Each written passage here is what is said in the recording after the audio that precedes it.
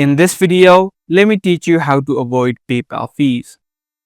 If you don't want to get charged every time you receive money on your PayPal account, in this video, let me show you a few things that you can try out.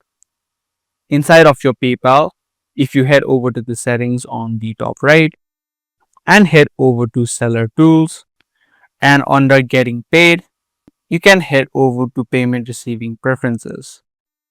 Now, if you choose to receive payments from all of the world in different currencies, you will accept payments automatically as well as you'll get additional charges.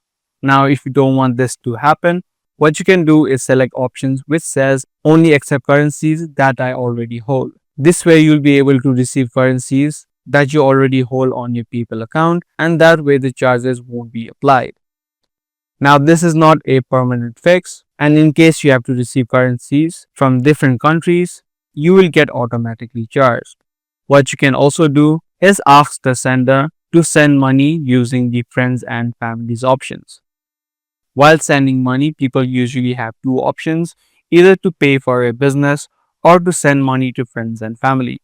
Friends and family option usually does not cost any additional charges, but if you choose the paying for business option, you will likely get charged.